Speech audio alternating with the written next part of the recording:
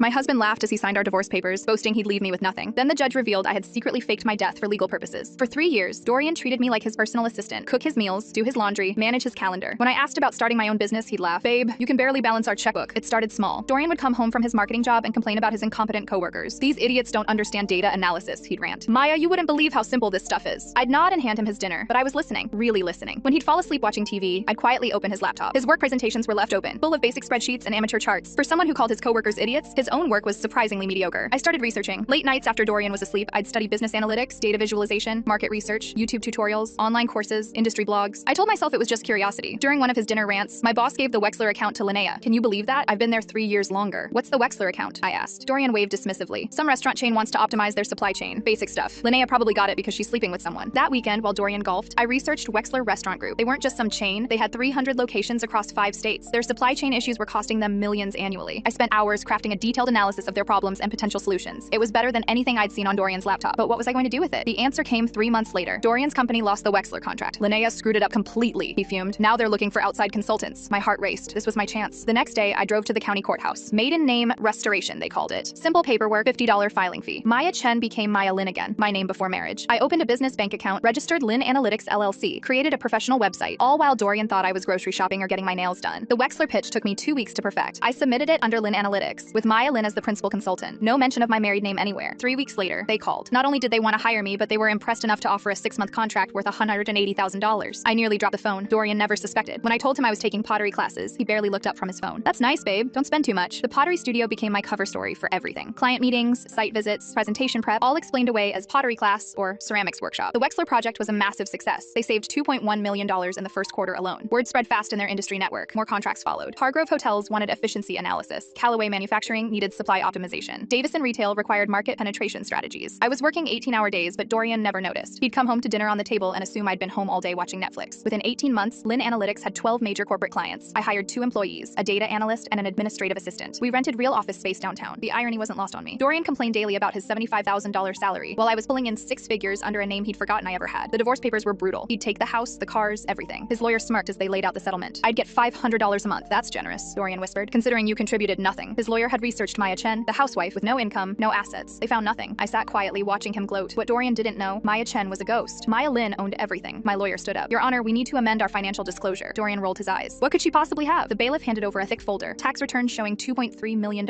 in business income. Corporate filings, bank statements. Dorian went white. His mouth fell open at my Fortune 500 contracts. This is impossible, he stammered. The judge peered over her glasses. Mr. Lin, your wife has been quite busy. His lawyer frantically whispered. Dorian stared at me, seeing me for the first time in years. You played dead, I smiled. So I became someone else entirely.